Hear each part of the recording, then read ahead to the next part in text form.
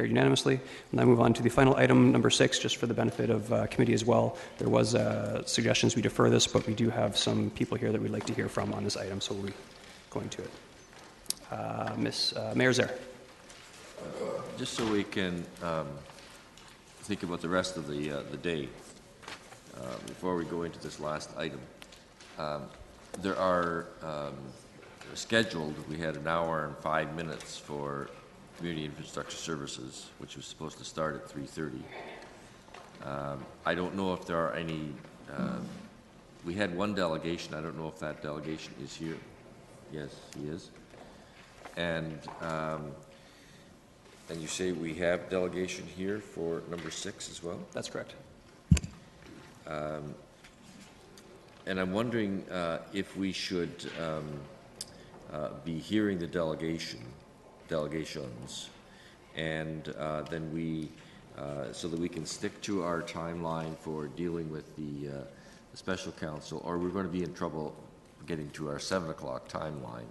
We will be, I suspect. So what I would suggest we do is hear from the delegation on this item, and then hear from the delegation on the Community Infrastructure Services Committee. That's on item number, it's the Kennedy and Palmer Streets reconstruction. And sure. Then we can see how much time we have left, whether we can get through any of this, or we put it off to this evening after the meeting. With the permission of the Community Services Chair, I would be happy to do that. Yes? Okay. Okay, so we will take Mr. Drucker first on the Open Government Initiative.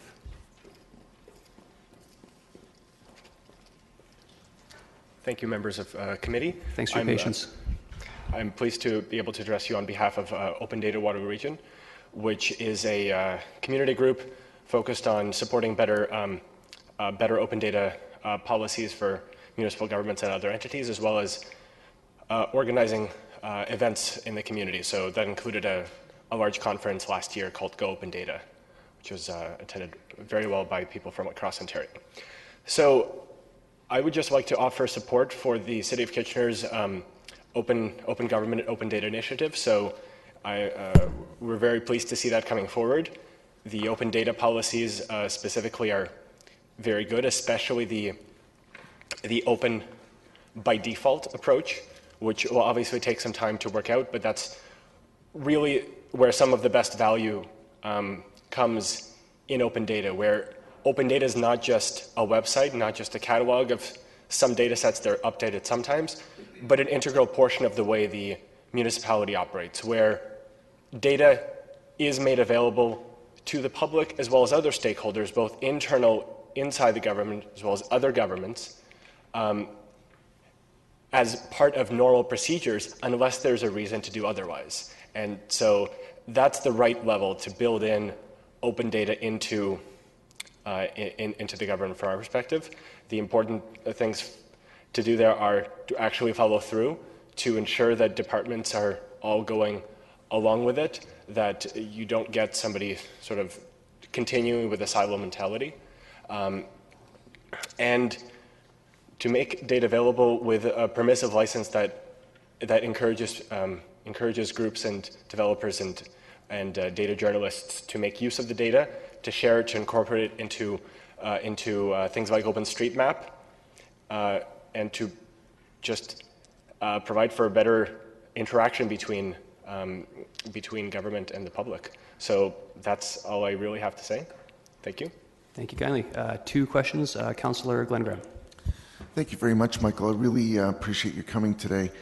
Do you imagine a time where all municipalities will be collaborating potentially with other orders of government to share data, so that there would be perhaps a clearinghouse where if you searched on trails, you would get trails and on the whole of Ontario, that kind of thing? Through you, Mr. Chair. I think that is absolutely where we're heading. I think it's very early in the open data world at this point for that, at least in this country. But absolutely, that is one of the biggest opportunities in open data, which is breaking down the barriers between governments, not just between the government and the public. So first step is to get a lot of different governments on board. So here we have We will now have the City of Waterloo, the City of Kitchener, Region of Waterloo. I believe there's some interest in the City of Cambridge. We also have the University of Waterloo, and there's some interest among other organizations. So there's a lot of opportunity to get data out there. And once there's enough data out there and there's policies that are getting more and more out there, we will have a lot of benefit from clearinghouses like that. Great, and I expect that you'll be helping us understand when that time is and coming before us again. So yeah, Open Data Water Region is very happy to provide feedback, and we've provided feedback before to City of Kitchener staff on their initiative. And just my final question is, if we're an early adopter, is there anything we've missed? Are there any gaps that you can see that you can share with us? Anything else we should be doing? I think the initial collection of data sets seems very solid. I think the biggest challenge with open data is getting over the internal hurdles, which I cannot speak to at the City of Kitchener. That's up to your staff organization. But the biggest piece of advice is not to reinvent the wheel necessarily. So see how other communities are approaching this, and don't try to invent your own license. Don't try to come up with some reason not to do it. Thank you. One second here. Councillor Urbanovich, and there's 3 people in the queue. Thank you very much, and thanks a lot for coming in. With respect to this, Michael, just very briefly, in terms of the organization Open Data Waterloo Region, who's part of it, and just tell us a little bit about it.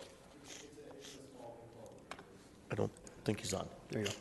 It's a small informal group. There's maybe a half a dozen or so people working on event organization, but we have about 70 people, I think, on a mailing list, and it depends on the event how many people we get out. But it's nothing huge. So. No, okay, well, no, but I think it's important because it's also a key group that we can reach out to as part of our ongoing work in this area. That would be the only question I have at this point, and when the time comes, if I can make the recommendation. Certainly. Councillor Gazzola.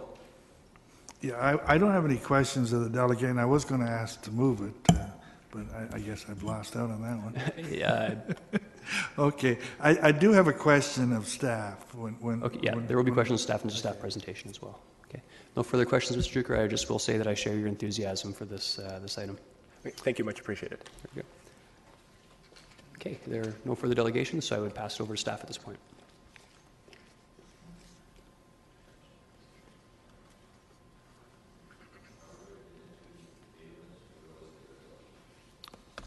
Pardon me. Sorry, I'm thinking on times. Sorry, Mr. Ross, do you want to come down and speak on item number 5, the reconstruction of the sidewalk?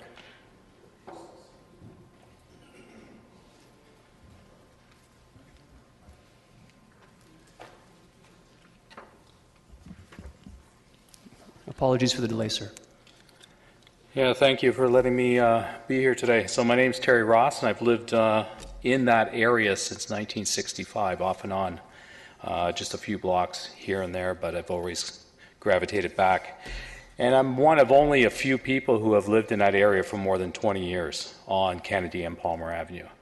I would like to start by thanking John Seep for coming to my home last summer and actually explaining the plans to the area and his ongoing communications between us.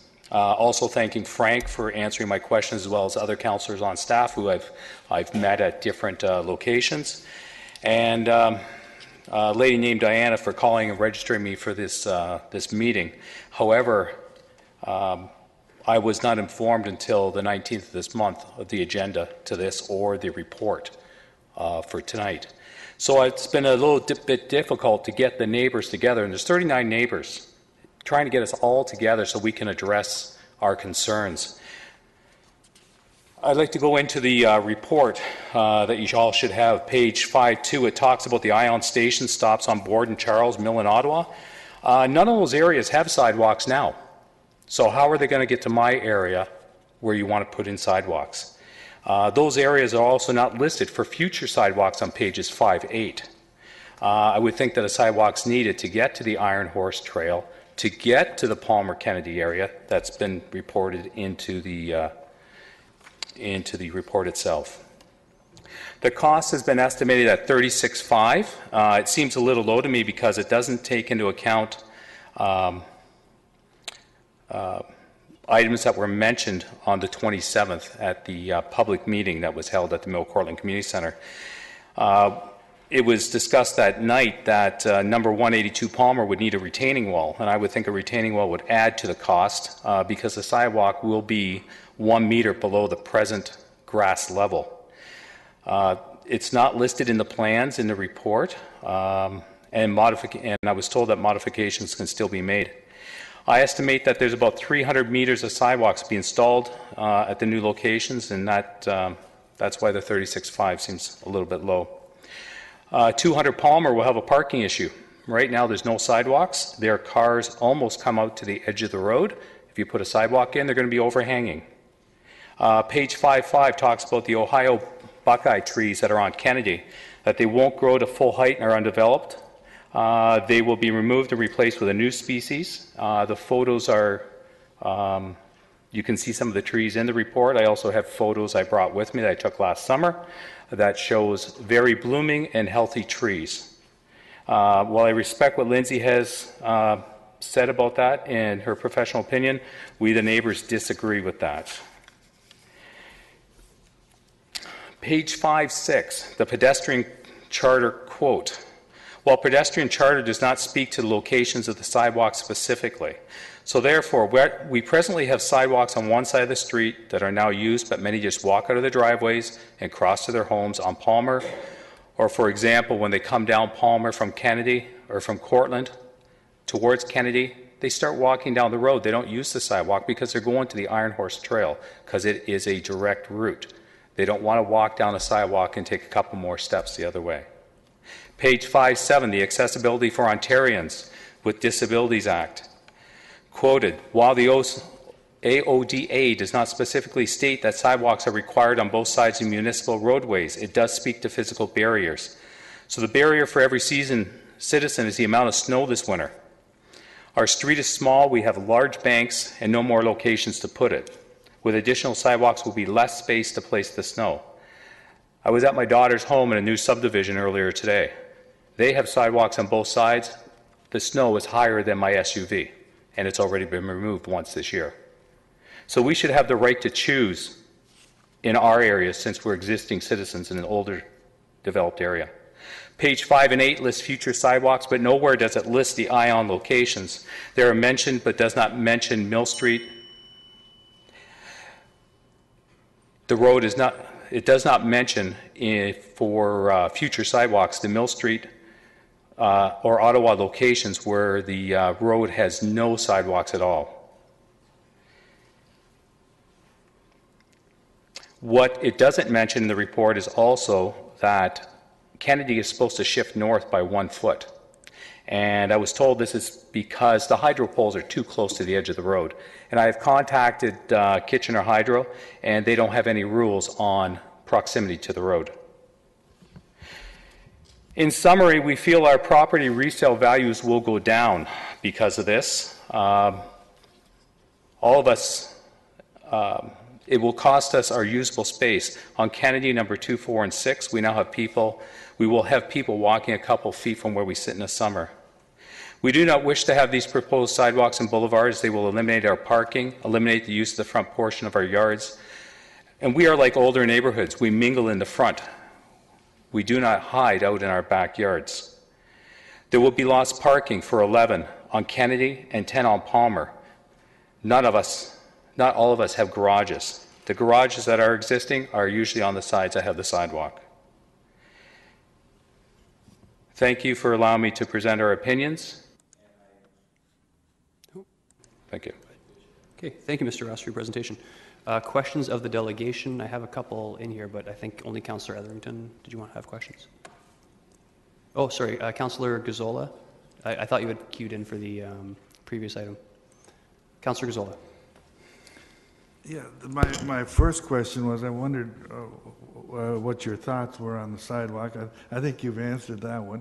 How many neighbors, how many residences are affected with these sidewalks, would you say roughly? Did you say 39 or something? Or? I took the number 39 from the report that's in the agenda. There are approximately, if you're counting just where the sidewalks will go in, there are one large rental unit, 2 small, and 3 other rental units, as well as all the single-family homes. You know, I was just curious if you knew of the 39, what percentage of those people were in favor of the sidewalks, and how many were opposed to them? Out of all the people that we could get out to the November 27th meeting, every single one of them were against it. That one's easy to figure. Yeah. What street do you live on, Palmer or Kennedy? Right on the corner of Kennedy and Palmer. I already have 150 feet of sidewalk to shovel. And just over, does Hearst Ave, do they have sidewalks now or not? There's sidewalk on one side, and the other side is a former business called Tugan Express with no sidewalk. Okay. All right. Thank you. Councillor Yaneski? You indicated you just got a copy of this report about a week ago, roughly? That's correct. Okay, and you weren't able to muster up all the residents as a result of the concerns they had last year at the open houses that you had. So would you want them to come back and defer this item so you have a better presentation, or what's your objective on this? Or come back next Monday night, or leave it for another 3 weeks or something? What's your thoughts? Well, on November 27th, when we were at Mill Cortland Community Center, I discussed if we could get a meeting room to get the neighbors together, and Mill Cortland said, yes, we can do that. And I thought I was going to have more time to be able to get all the neighbors together. It's difficult. People work during the day. Myself, I actually work out of the country quite a bit, so I'm not around, but I have been back for a week. It would be nice to have more time, to have more representation like we had here with the Victoria Park area. There was a number of residents that were here. I was able to make contact with one of my neighbors, Brad Callender. He owns one of the rental units down the street. He is concerned, and I printed off his letter that he had for everybody. And there are a number of concerns. We have older people who can't make it out. And we have a number of young people who work the day shift and who can't be here either because of the time. So any kind of leeway would be great, especially if you decide today you want to vote for this, where we haven't got enough people here to say no. Well, what would happen is that if we make a decision today, that recommendation of today would go to next Monday night, and then you and your residents and whoever else you want to bring could come at that Monday evening and speak to it and make your pitch. I'm not too sure what the ward councillor wants to do on this, and I'm going to leave it to him as to whether he wants to move forward with it or defer it, and then we'll sort of follow from that direction as to whether how it will unfold. So I'm sympathetic with you. I think it should be deferred, and it should give you an opportunity to get your troops together and come down here. That's what we're here for, public engagement. But I'll leave it to the ward councillor to see what he's going to do. Councillor Ellington? Yeah, through you, Mr. Chair. I just wanted to ask Terry a couple of questions. I was at the meeting. How many actually attended that November 27th meeting, Terry? Do you have any rough idea? Yeah, it's in the report. I believe it was 8 to 10 people that were there. Okay. And when you say there are 39 people affected, how many, do we know how many are opposed? Have they been surveyed? Or? At the time of the November 27th, because I had enough notice, I was able to give a letter to everybody in the community. I printed it off, went to everybody's house, put one in every rental mailbox because I had no idea how I was going to get a hold of the owners of the buildings. Everybody that was able signed a letter that they were against it, and I brought those to the November 27th meeting as well. Yeah, I remember that. And I'm confused. The people were notified by our staff of the meeting today on February 13th, but you didn't get yours till the 18th. Is that what you're saying? That's correct. I thought Diana was going to send me an email to let me know when I could see the report or what the agenda was, and I only got a response back when I emailed her on the 18th, and she responded on the 19th. Right. Mr. Chair, in answer to Councillor Yanetsky, I seem to be deferring a lot today. I'd recommend we defer this because there are a lot of people in that neighbourhood who very much oppose this sidewalk proposal, and I'd like to see some of them here at one of our meetings. Okay, and that'll be dealt with when we move to Community Infrastructure Services. Appreciate it. Councillor Singh? Yeah, it's okay. I had something similar to what Councillor Ellington asked a question, so it's already been answered. Okay, and if there are no further questions, okay. We're not taking questions to staff until we deal with the item later. Thank you. There are no further questions, Mr. Ross. Would you like me to leave the letter from Brad so that everybody can see it? Oh, yes, please. Thank you. And with that, we'll move on to the presentation for the Open Data Initiative. Thank you.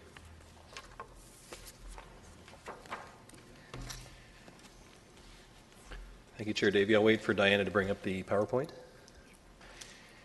You have the slide deck in front of you. In the interest of time, I'll be very brief in terms of my comments and really leave more to committee members for a line of questioning if you have a specific interest.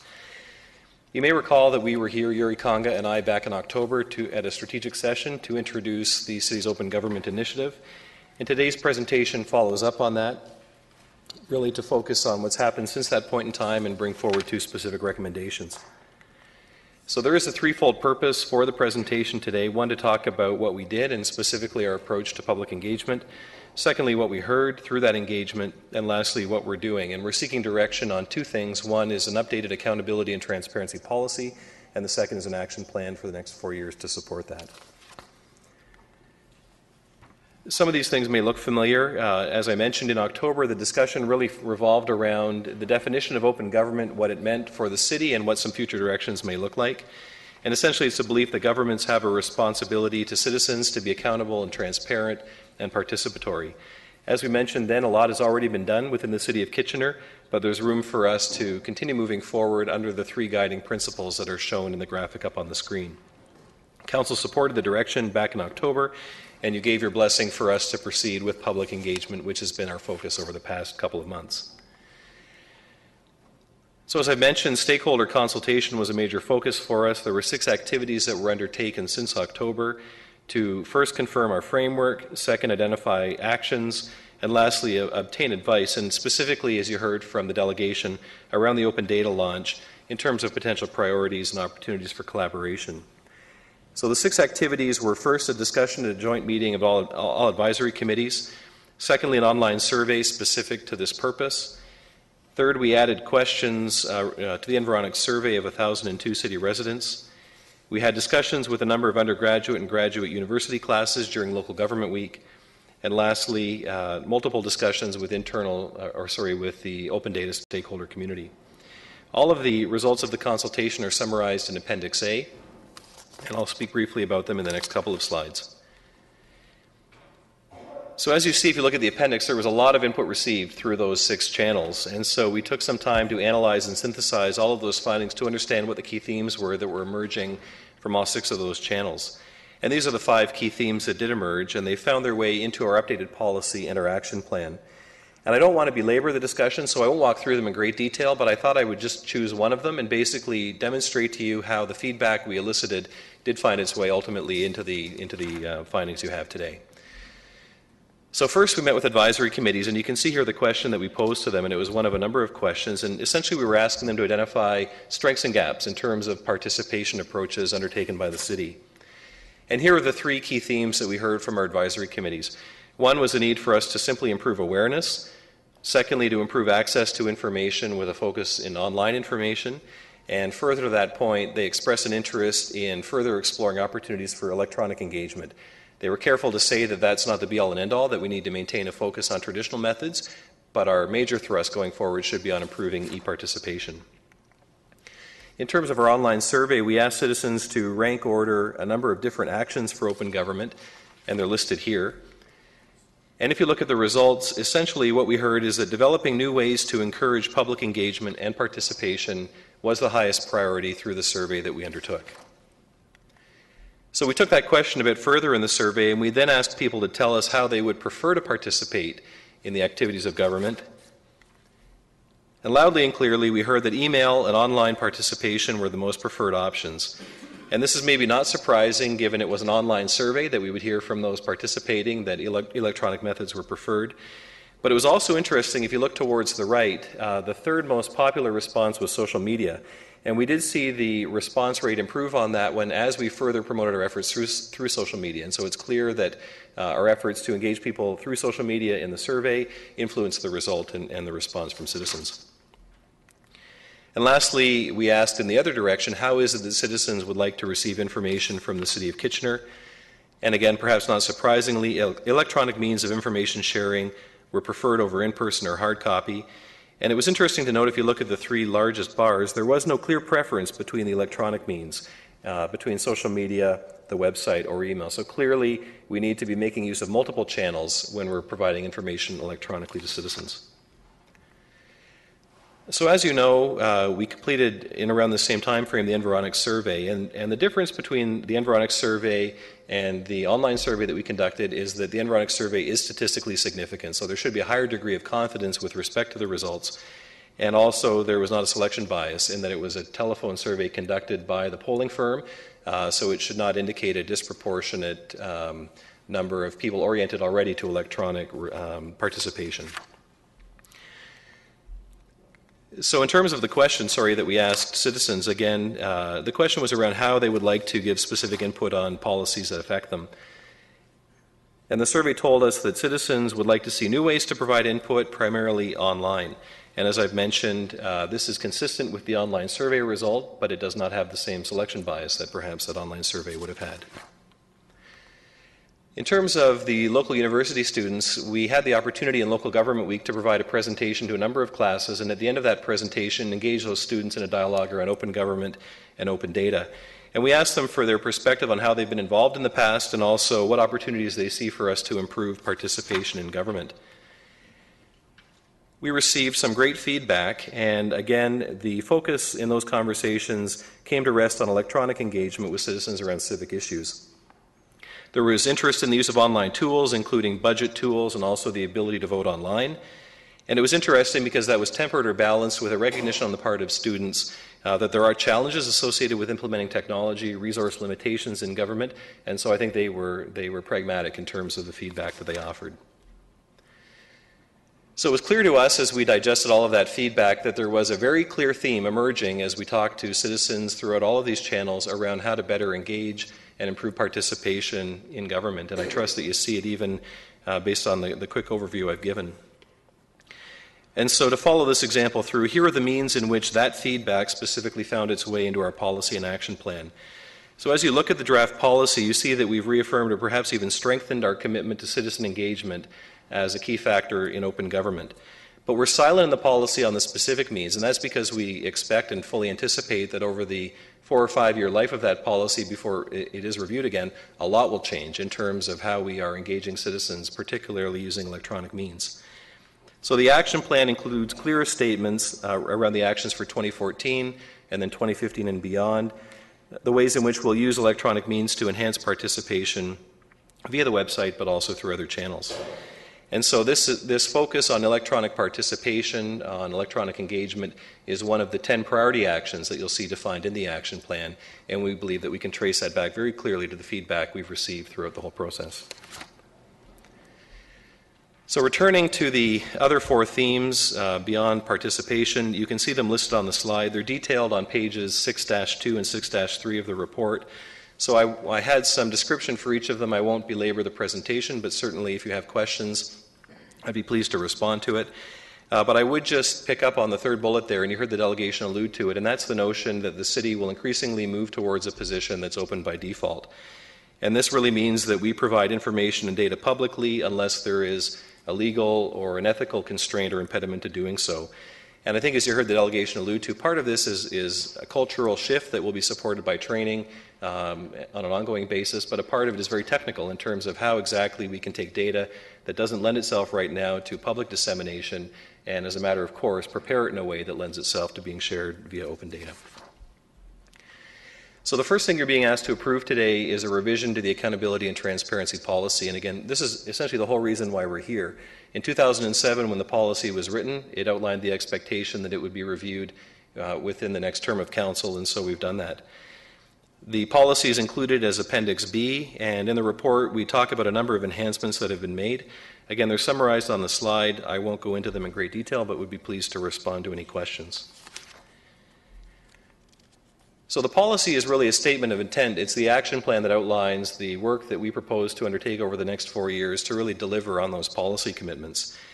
And we're very proud of the actions that have been defined. We think it's a reasonable plan. It only includes, well, I should say only includes 10 actions, but they're 10 large actions. And if we're successful, I would suggest that we will significantly advance our commitment to openness over the next 4 years.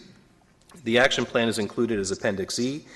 And today I'll just highlight some of the priorities for 2014. And perhaps speak about one example in each area.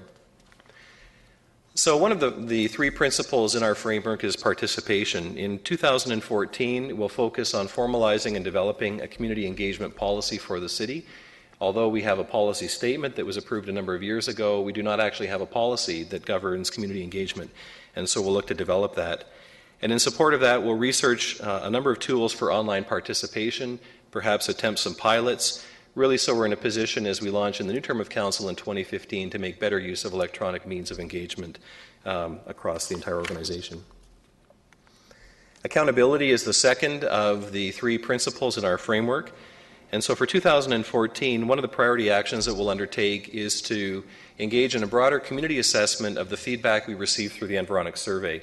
So you'll recall that accountability emerged as a key theme and as a new theme in the feedback from that survey. And so in conjunction with Compass Kitchener, we're looking to engage the community more broadly to better understand what was meant and why that has emerged as a key theme through that survey. The third element of our framework is transparency, and our key initiative in 2014 is the launch of our open data portal and building awareness around the launch, and I'll just touch briefly on that over the next couple of slides. But you'll see on the whole that we're looking for your endorsement of the action plan to guide our activities over the next 4 years. So in terms of the open data launch, you approved in general a framework back in October, and we've been engaging with stakeholders since that point in time and have developed a detailed implementation plan, and you have the executive summary for that plan in Appendix F. So in terms of consultation, we included specific topics in the advisory committee meeting, in the online survey, and as alluded to by the delegation, we've met with the open data user community, with the local universities, municipalities, Communitech, and city staff to look at our needs, our priorities, and opportunities for collaboration.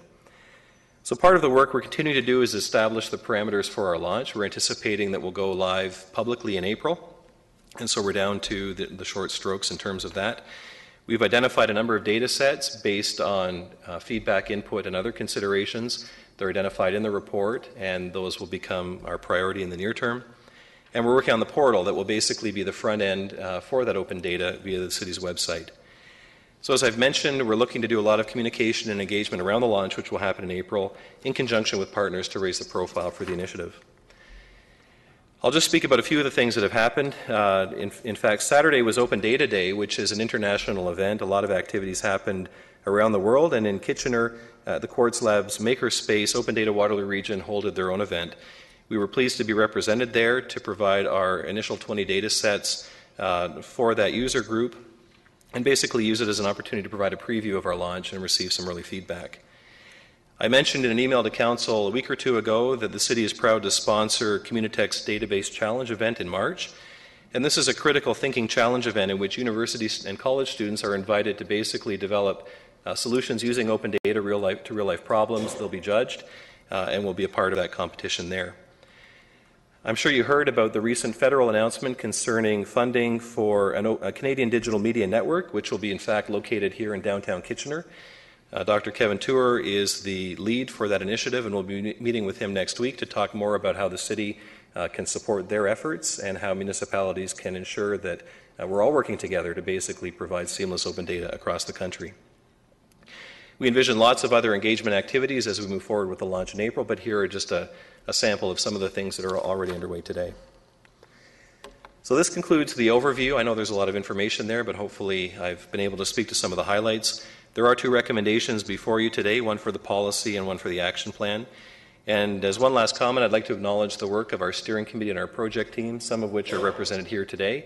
All of this work has happened in the space of about 5 months, including significant engagement, and so they've certainly committed a lot of time and effort to the initiative. And Catherine Dever, who is seated to my right, was the project manager and certainly did an excellent job in coordinating all of the efforts. So with that, Mr. Chair, I'd be pleased to respond to your questions. Thank you.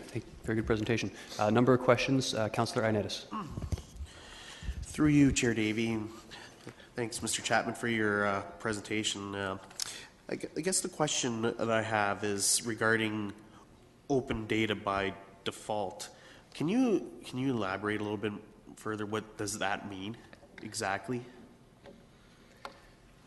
Like, is it something that staff will implement something on a work order and that will be available instantly on the web for someone to look at? Is that, like, that's what I'm trying to get at. Through the chair, I think it is essentially a commitment to move in the direction to say that all data is public data unless there's a compelling reason why it shouldn't be. And I would think that we're starting from a position of strength. You can appreciate there are some municipalities that would basically force any request to go through freedom of information, and that's their bias. I would say that our history has been in the other direction, that we'd look to facilitate the provision of information. So I think that's part of it. The other part, though, is ensuring that when we're producing data, we're thinking about how it will be easy to provide that as open data. Whereas right now, a lot of the data sets we have would require cleansing and new approaches to maintenance for them to be usable as open data. Okay. So I guess the other question that I have is, how would open data, in effect, kind of affect our competition in the sense of other municipalities? In the sense, we have certain initiatives that we're working on to give our city a competitive advantage, and if we're having this information, freely out there, how would that affect us? I don't really see it as a threat to our competitive position. I think, on the other hand, and Yuri Conga, who's here today, and I were just having a conversation before we came in, I think the best use of open data is when there's a community problem that City Council and City staff don't have the answer to, but there's a lot of data on the issue, and we can simply provide the data and look for interested members of the public to help collaborate to find solutions. And so I would suggest to you that that can only lead to more involvement and better decisions. I don't see the kind of data that we'd be looking to provide as being anything that would threaten a competitive position for the city. I would see it quite the opposite. Okay. I'll have comments after. Very good. Thank you, Mr. Chapman. Councillor Glenn Graham. Thanks very much, and appreciate all the hard work that the team has done here, and it builds on the framework that we did approve. Question about privacy concerns, because that might be something that people in the community are wondering about. Could you elaborate for us on where we stop in terms of sharing data and how we're protecting the privacy of our citizens? Sure. I believe most members of committee, or all members, are familiar with Municipal Freedom of Information and Protection of Privacy Act legislation, MFIPA. And fundamentally, that's the filter that we need to apply to open data. So anything that's protected under that legislation needs to be protected. I think where it gets complicated, and I don't fully appreciate it myself, is that oftentimes you may have data sets where you don't believe that the data taken on its own can identify or betray personal information. But when you can layer multiple data sets on top of each other, you can actually start to isolate results to individuals. And so I think that'll be our greatest area of learning going forward, to make sure that we're not providing individual data sets that, when combined, can reveal personal information. Thank you for that. And in terms of staff time, would there be any additional costs for formatting or updating the data to share this? Would there be any financial impacts, in other words, to the city? It's conceivable that there will. For now, the priority data sets we believe we can provide with minimal effort. A lot of them are geographic information system data sets, and the benefit is that there's already a high quality control, and the file types are usable as open data. And that's where the interest is right now, in transportation-based and GIS data. I think as we move further down the path, we'll want to make sure that we build our systems so that when we're collecting data, it's in a format that's usable right from the start, so we limit the amount of rework. So will that come back to council so that we'll see what the potential implications are? I think as we work more with the user community and understand what the needs are beyond the initial launch, if we find that that is going to be the case, yes, we'd want to have a conversation with council around that. Okay. And I'd be happy to move this at the appropriate time. Has it been moved? Okay, thank you. It's been moved yet. Councillor Fernandez? Thanks. One of the concerns I have is I know we collect a lot of data, a tremendous amount of data, and some of it is effective and it's utilized appropriately, but other is not. Will the public be able, will we be collecting data and in a usable format for the public to understand, or will they be wading through reams and reams of data that and information? I mean, data really is information, right? That they'll be totally confused and not understanding the one question that they have. By the time they follow all the steps to get to the actual answer, they'll have given up. Through the chair, I think there are 3 levels to the response. One is there are some sophisticated users who can work with raw data and are able to basically extract from it what they need. And so our raw open data will be sufficient for them. One of the things that we have to do very well when we publish open data is provide what's called the metadata, which is basically information about the data. So if we have a table with rows and columns, a lot of information in it, we should be explaining very well what the rows mean, what the columns mean, what's in the data, so that somebody can, basically with that knowledge, work more effectively with it. I think the next level above that is what's often referred to as open knowledge, and that's where we actually provide visualization tools, other tools and methods whereby somebody can actually use data to understand it without having to synthesize it themselves. So simply put, it would be almost reporting tools where people can dump the data into the tool and it will provide more meaningful reporting to them. I think that's a much longer term direction for us, but it should get at the issue that you're raising. Okay. I mean, when you're taking all this information and this data, what areas do you see, and I think you've identified one is probably transportation and roads. So an example that I think that might be interesting to people, especially a year like this, is potholes. How many potholes do we have? When will they get repaired? What's the cost of repairing? Is this something that you see that the public is going to be keying in, sitting at home and saying, I drove down Fisher Holman today and I encountered 10 potholes. When the heck are they going to fix them? Is that the kind of things that you see people will be looking for information on? I don't know that I can comment on that specific example, but you've hit the nail on the head. It seems to me that transportation data is the type of data that we're hearing the most about. We were at a session the province held, and all of the stakeholders were focused on transportation data. A lot of the input we've received is focused on transportation data. So that could be, transit scheduling, trail and cycling route maps, road conditions, traffic accident data, pothole data, where people have very specific needs and interests and are looking to combine that data to solve problems or answer questions. Okay.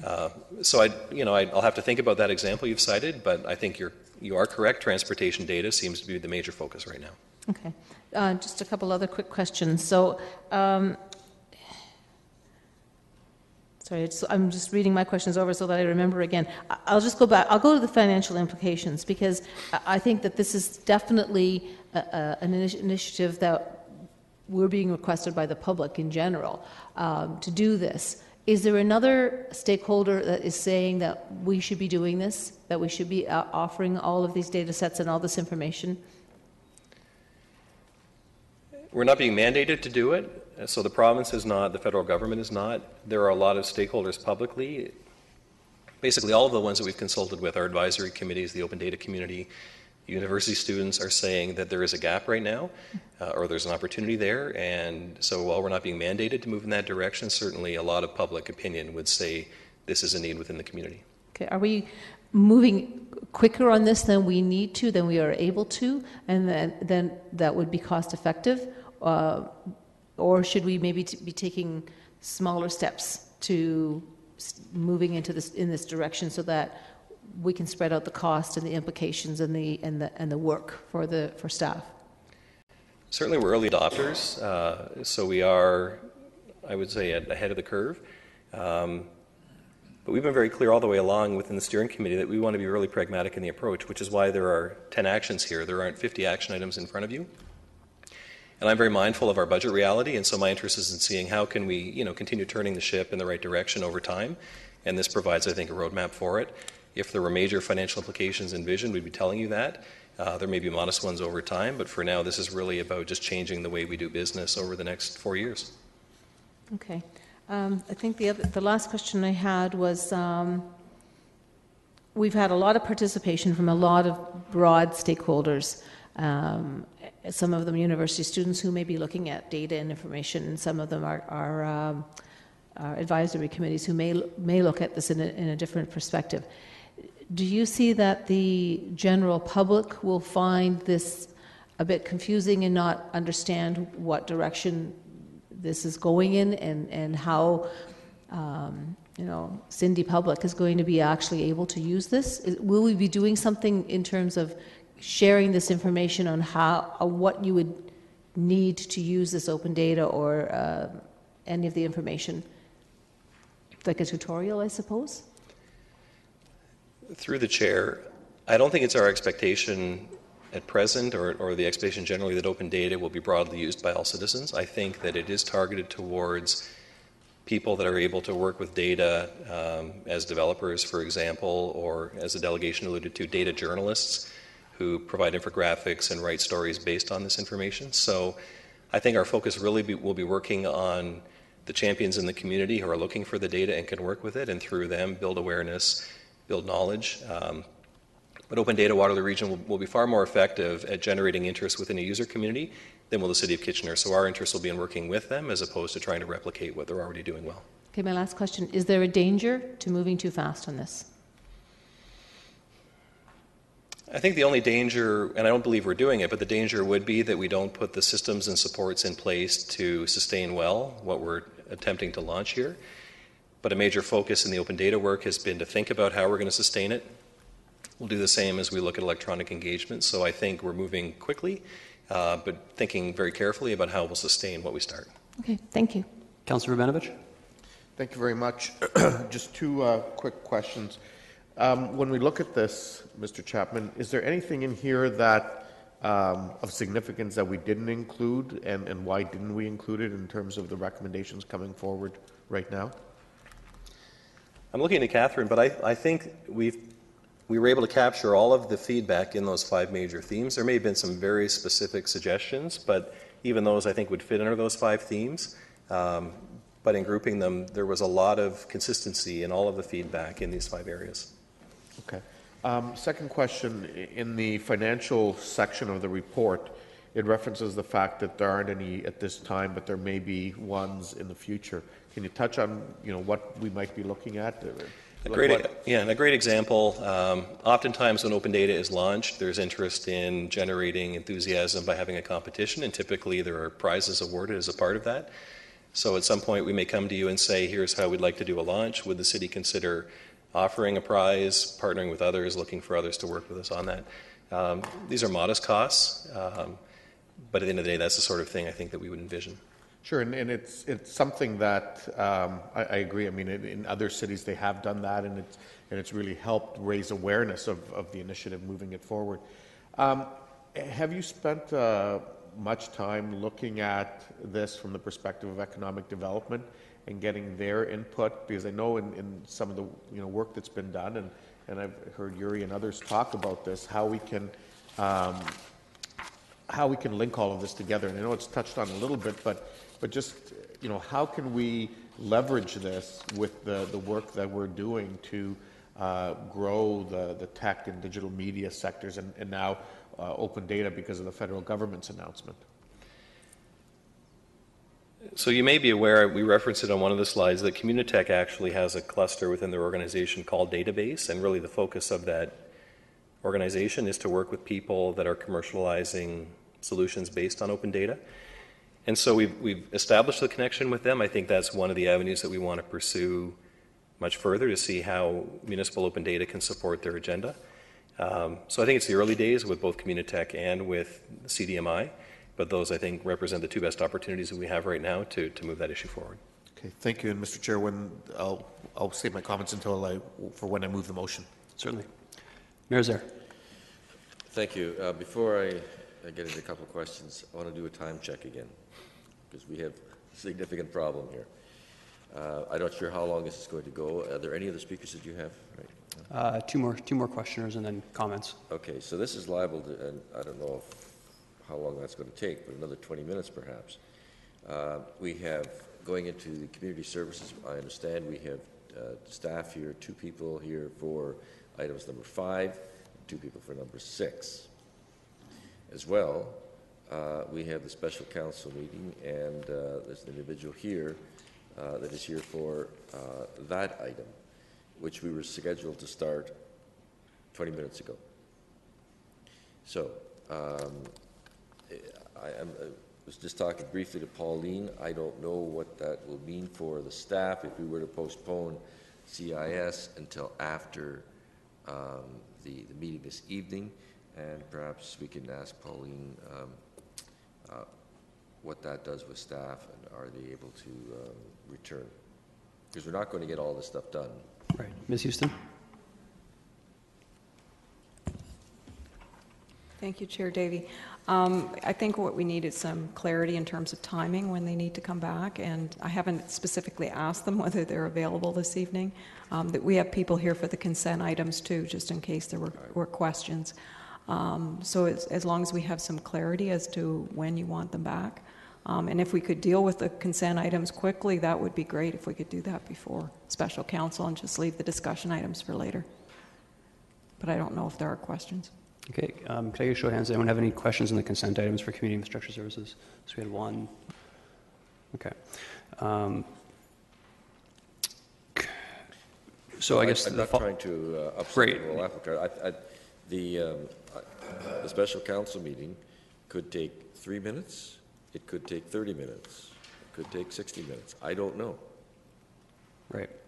So again, I'm at committee's discretion, and I would actually ask staff as well. Is there any issue in? Well, I guess there's an issue with the sidewalk in particular, but moving the items to even before audit committee on council, is that a possibility?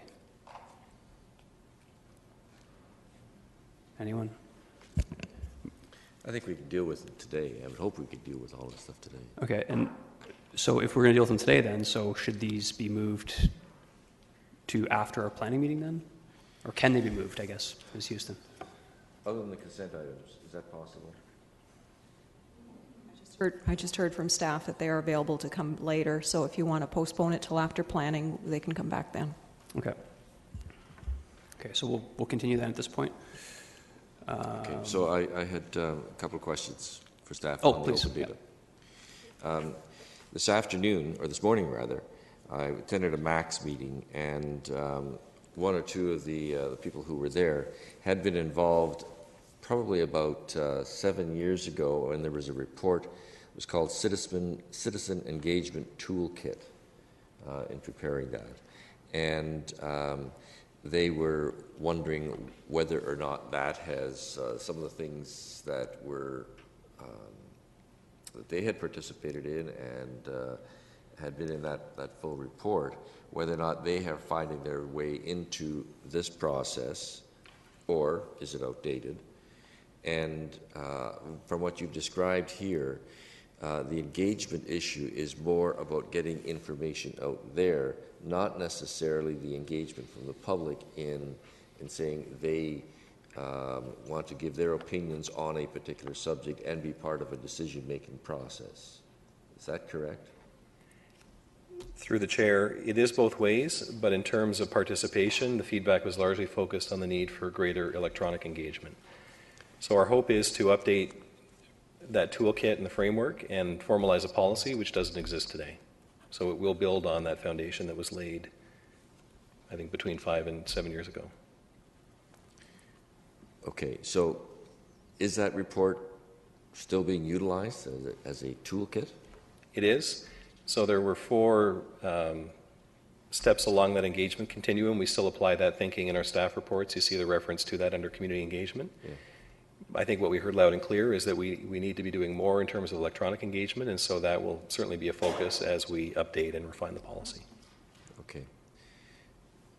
All right, I'll try to I'll arrange for someone who's more closely involved with this, perhaps yourself, to explain that to Max, and I think they would appreciate how that filters into what they had been involved with before.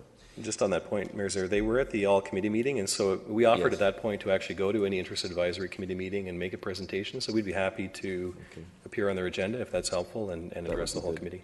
Perhaps working, is it Janice? No. I'll double check. We can follow up. Yeah, who that should be. And I will be supporting the recommendation that's in front of us. Thank you. Councillor Singh.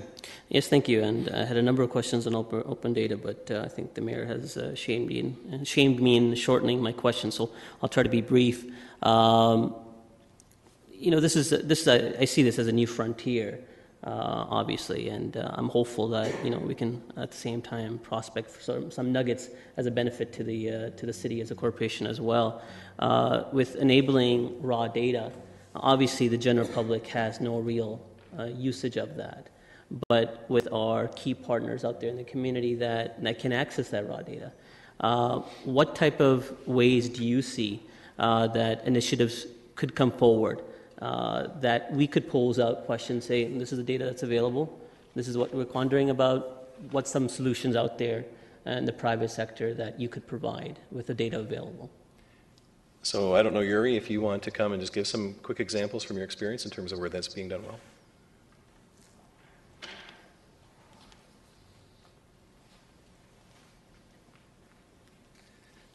Through you, Mr. Chair. The reality is that there are a kind of a never-ending list of community issues, problems, or looking at it another way, opportunities. One of the things that becomes problematic, and quite often in your circumstances, having to make decisions, and I've noted it on several occasions, the need for the correct information, sufficient information, but it's not only about the information, it's also about providing some visualizations and some analytics to the general public so they can understand and provide some feedback in a useful manner. And so you will find a lot of municipalities that are trying to engage the community through applications that it's easier for them to understand and contribute back to your decision-making process. And I think similarly to the ones that have already undertaken open data, you will see benefits being derived, but it should be driven by the community where the interest is, similarly to where you see the priorities are, the areas that you would like addressed, and then we can look at what specific data sets should be made available to the community to utilize to give back to the general public, because I think that's one of the fundamental issues, and I'll take budgets as an example, not picking on Dan, but the reality is that most municipalities, they will provide 200 to 600 page PDFs. Nobody's going to look at that. If you're asking for feedback, it has to be in a digestible manner. And so some years ago, as an example, the UK Guardian, the newspaper there, they illustrated the UK budget in terms of sizes of blocks, how much money was spent. But then they also facilitated the opportunity to provide input, judging on the programs and that. So it's that not only providing the data, but allowing engagement back and forth. As Mr. Chapman identified, it's a two-way street discussion, dialogue. And that's really what I was trying to confirm, that there would be a constant two-way dialogue that would be happening. But it was more to, on the higher level, as Mr. Chapman alluded to first, it's more open knowledge and open data to the general public, for the layman's to be able to, comprehend all the mass data that's there and summarize it into a more usable format. And so that's what I was saying. Would this immense open data allow for us to put the challenge out there and say, develop certain aspects of apps that could, help us with our, community participation and the accountability side, as well as transparency, which open data is accomplishing? But I'm guessing yes. The answer is yes. Okay, good. Thank you.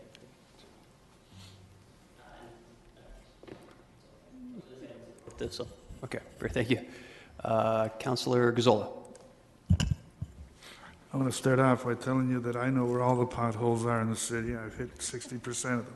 I'll give you a list. Generally speaking, I support where you're going here. It would be very difficult for anyone not to support it. I just want to hear it again from you that you think you can deal with this without any additional costs. I think we can accomplish a lot of this within existing resources and budgets. Another example came to mind in response to Councillor Urbanovic, and that's around electronic participation.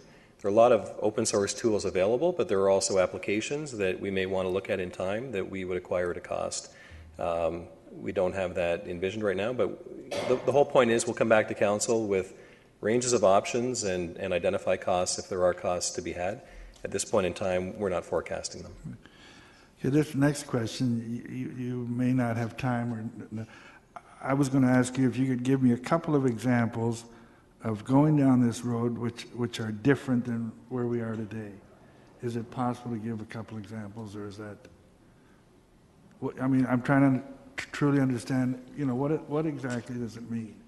What exactly is the? What exactly will happen as a result of going in this direction? Can you give me a couple of examples to say today we do this, down the road here's how what will happen? So I don't want to presume that this will be a specific outcome, but we've seen a lot of great examples around neighborhood engagement in contentious issues. So, you know, you've been dealing recently with a lot of traffic calming, transportation planning related sidewalk issues where we go to public meetings, we have surveys, people appear before council. We've seen a lot of great electronic tools that are built on, you know, blogging engines or a WordPress engine that allow people to engage in a neighborhood with city staff in dialogue around a thorny issue. That provides a lot more opportunity for back and forth dialogue before the issue ever comes to council. And so I think what we're saying is people want electronic engagement. There are new tools evolving each and every day, and we want to commit time and energy over the next 4 years to really do justice to that opportunity. And the other is open data, that right now, if you request information from the city, typically it's formally, well, it can be formally through an FOI, and you'll get a stack of paper. And we recognize that there is a hunger for raw data and pure data, and this is a vehicle to provide it. Okay, my last question, and I've already said I support where you're going here, but will I be able now to get monthly financial statements? It goes back to the issue that I raised, that some data is ready to go. Some data is not, and we've talked at length about that issue, so that is not in the near-term work plan. Thank you. Okay, no further questions. Actually, I just have Councillor Fernandez question. Quick question, sure. Yeah. How will this impact people who don't have access to computers? I mean, how does that leave out a whole segment of our population who won't be able to access this kind of information and this kind of data? What we heard, and we heard it through the All Advisory Committee meeting, is that while certainly a lot of the focus revolves around technology, we heard people say in that meeting, while we want to do more electronic engagement, don't give up on traditional methods. And so I think at a minimum, we need to bear in mind that people do still access those channels, and we need to nurture those as we're building, you know, new and better ways of doing things. So at a minimum, that's our commitment. And that's probably the best I can offer at this point in time. That's fine. Thanks. Thank you. Just a couple quick questions myself. First off is from the data input standpoint, how closely are we working with our customer relations, customer service system to make sure that the data is, are we preparing that system in order to enter it into the data sets as we're looking at, because I think we're in the middle of looking at that now. Dan, do you want to comment on that?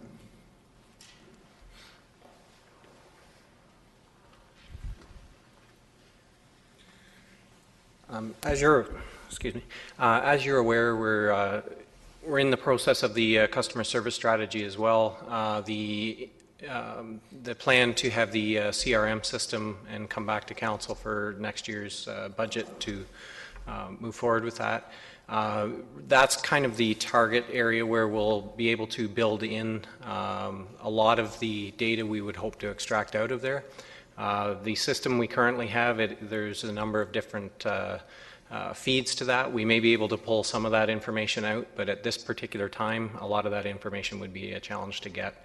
So again, looking forward and understanding what we want to be able to provide out of those systems will help us move and implement new systems more effectively. Sure, but the point though is the new system will automate much of that into the data sets? The goal will be to make sure that as the system is put in, the information will be made available out of that as it's done.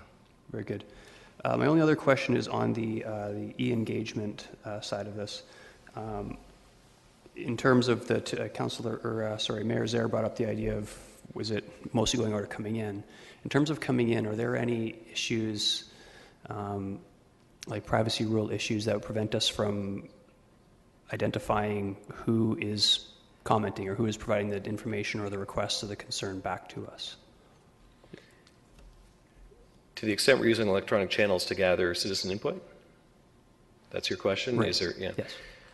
My understanding is always that provided we're using the information for the purpose for which it was collected and that we have disclaimed up front how personal information will be used, that opportunity still exists. So if we're gathering citizen input as we did around budget, telling people that we require personal information and it will be disclosed for this reason, we're permitted to. Where we can't do it is when it's been gathered for a different purpose or we've not made clear up front how it will be used. Okay. Very good. I'll have comment on that as well. So there are no further questions. I'll go back to Councillor Verbenovich to move the motion. Thank you very much, Mr. Chair. I will move the recommendations that are before us and just speak to them very briefly. I really want to express my thanks to Catherine, the two Dans, the rest of the team, and to Yuri Conga, who put the work behind this report. I think that an excellent amount of work has been done in a short time. I think staff in deciding to work with Yuri did a great job of that because he's very well regarded both in Ontario and nationally for his work in this area. So it certainly is helping to ensure that we're doing some really positive things going forward. And I think inevitably we stand as a community to benefit from the kinds of dollars that were announced for the CDMN network around open data in the federal budget and how that will play out in terms of their role in our community over at the tannery. If we go back to the survey that Environics did, 75% of our citizens said accountability is a top priority for them, and it was in our top 3 priorities identified in that survey. And so I think this is an important thing for us to be focusing on, because it really does provide better access for everybody. I mean, whether we're talking about the media or researchers, giving added transparency and accountability that they can do their work better in terms of reporting on things, but as well as for the public and enabling them to better participate, to engage electronically or otherwise, and to really encourage them to be innovative and creative in terms of how they may want to use this data going forward. I'm excited about the e-engagement part of it. I think there are tools out there, and in the coming months and years, that this will, I think, serve this municipality very well. Thank you. Councillor Glenn Graham. Thanks very much. And I again want to echo my thanks for this report. I think it does build on our focus on being an innovative and transparent and accountable community. It shows we're on track to being an intelligent community, and I think that it demonstrates our commitment to fulfilling our promise to share everything that's possible. So we have to model that behavior at every turn, and that means sharing what we can in person, modeling our behavior as council in terms of what we share, and certainly sharing all our data. And the only codicil, of course, is the cost, and I think that we're going to keep a close eye on that, but it's a good investment to our community, and I think it's a very worthwhile move and something that's at the forefront of this initiative in the country, and I think that we should be really grateful that we're moving together as a city in this direction. Very good. My comment first, I would also like to extend thanks to staff, Ms. Deaver and your team. This is an item that I'm personally very excited about. Quick comment on the e-engagement piece, just for feedback going forward. I personally am always have preference for when people are providing comment back to the city to have those identifying pieces of information, largely because the moment that you add anonymity, well, we all know what the forums are like, anonymous forums online, that sort of thing. I think you get much better feedback when you can identify the person making the comments. I want to comment briefly about examples. I think this is, again, it's a very high-level example, but this is kind of where I see it going in the future. There's been some talk about potholes, and I just see this with open data. We will be at some point in the future, and I'm not holding staff to this at any time in the near future, but there'll be a point right now, presumably, we take location data of where potholes are, and it's sitting on a computer somewhere, or someone calls in to complain, it's sitting in a computer somewhere. And the way that we're going with this is we can foresee a time where there will be an application on a smartphone or a computer where people will know that they can either submit a complaint about a pothole, or they'll be able to look at every pothole in the city and see, A, has it been acknowledged by the city, B, is it done or when's it set to be done, without ever having to occupy staff resources by calling them. They'll be able to do it all completely automatically, and these are the sorts of exciting initiatives that I think this is the very beginning of. I think sometimes there are definitely areas where I don't want to be a trailblazer. There are areas where I don't think we need to be at the forefront, but this is one of the items that I think there'll be some costs involved perhaps in the future, but there's a much greater benefit for cost savings when we can automate this stuff, when we can get the private sector to offset some of the information and work that we're doing. And the last comment, I just wanted to reference Councillor Fernandez's concern about computer access. I really see this as the beginning of like an ongoing, like not even a 5-year, like a 10-year, 50-year project.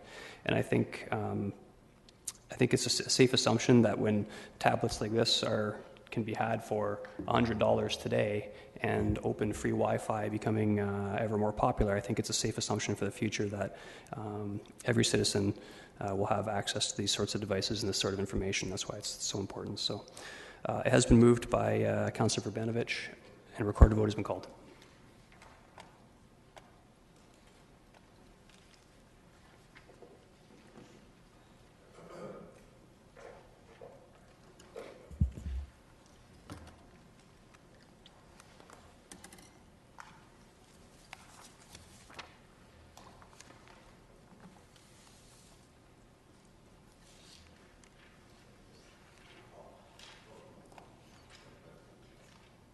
Okay, has everybody voted?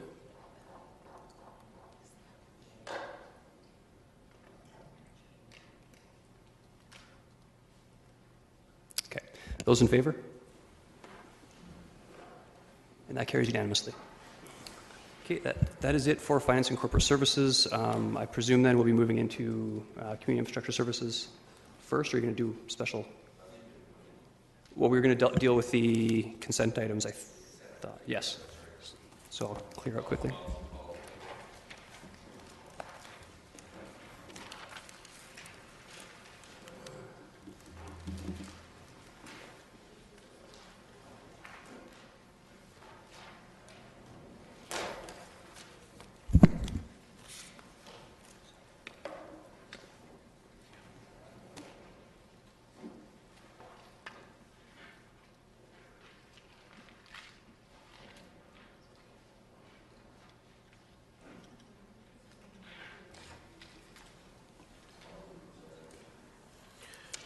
Okay.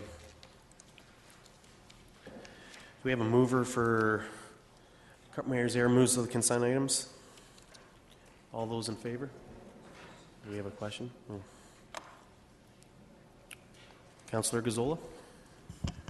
Yeah, I have a question on the financial plan for the Kitchener Water Distribution System. I was looking at there was a revised schedule, I think, that was sent out. But I was comparing it to the budget that we passed here a few weeks ago, and there are some figures that don't seem to tie in. What really bothers me is the bottom line. In the budget figures, we were looking at a $2 million or so ending deficit every year, and I look on the financial plan, we're looking at a $2 million or so surplus every year. That's a $4 million difference. That would have gone a long ways to support my slight decrease in the rates. Mr. Chapman? Through you, Mr. Chair, the budget is prepared on a cash basis, and it better reflects the actual cash flows to the enterprise. This is prepared on an accrual basis, and so it does not include our capital expenditures, and it does include amortization. So this does not reflect the cash budget that Council did pass. You're correct, a month or two ago. The budget is based on a cash basis? It always has been, yes. And I'd suggest it's more important for us to understand what the outlay is for capital expenditures and to raise those amounts through the rates than to be setting our rates based on an amortization cost, which is a function of depreciation on very old assets. I think the other way to look at it is on the previous schedule of the balance sheet. It shows an accumulated surplus of $85 million for the water utility. Clearly, there is not $85 million within the water utility to be spent. That basically represents the historic investment in capital assets on an accrual basis.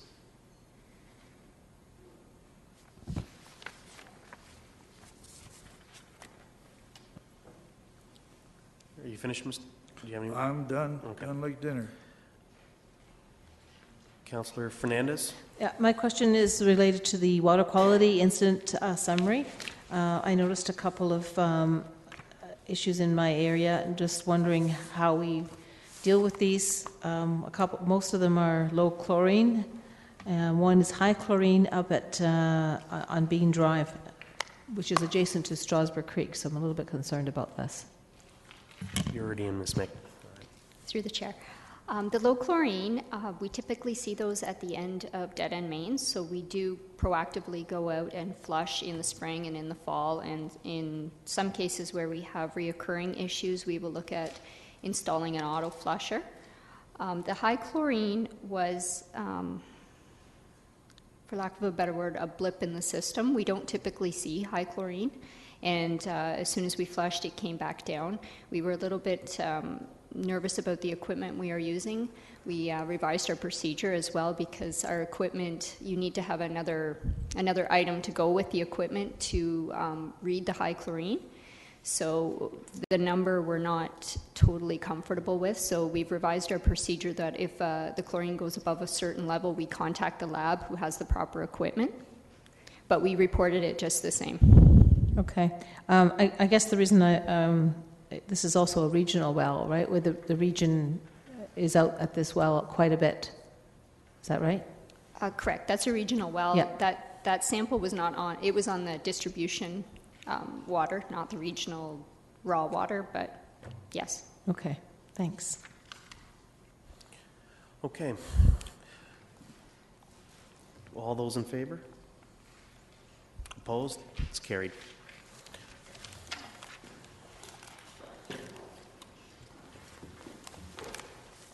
Oh, wait a minute, 1 second. I just wanted to touch base if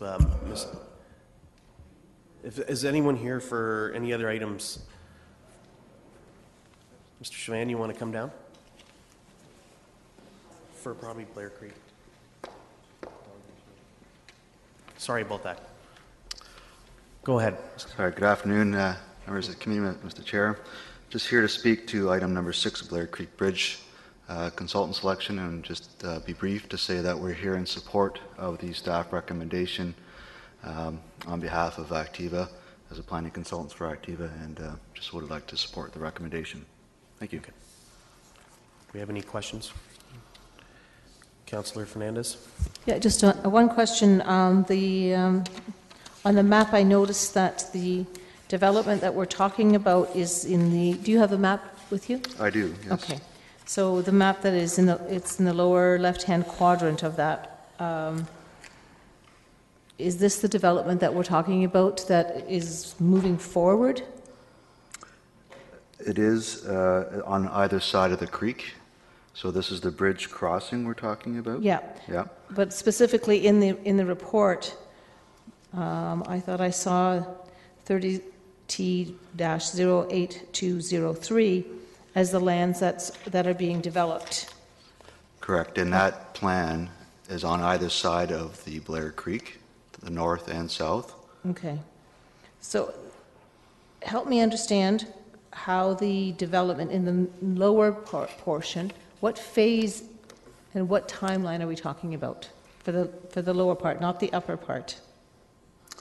What's being registered or proceeding to develop now is simply the road, which is the extension of Blair Creek Drive, and which includes the bridge crossing, and everything. And what would be required as part of that bridge are the stormwater management ponds on either side of the creek. The lands beyond the road and that swim pond south of the creek are, I don't have a timing for you. Has there been a subdivision application put forward for the lower? It's already approved as a plan of subdivision. That was part of the OMB hearing, which was held many years ago, and was approved all at that time. Okay, thank you. One more question. Mr. Unesky, Councillor Unesky. On page 6-2, there's reference to, I know we're hiring approving for a consultant to undertake this whole process. But in there it talks about the city agrees with Activa for the cost efficiency for the ability of Activa to design, tender, and construct the bridge. So is the tender not coming through the city process? That's a question to staff. Well, I thought he may know the answer in terms of, he's working. Well, we can Activa. wait for staff to answer that question. So, okay. Thank you, Mr. Chauvin. Thank you.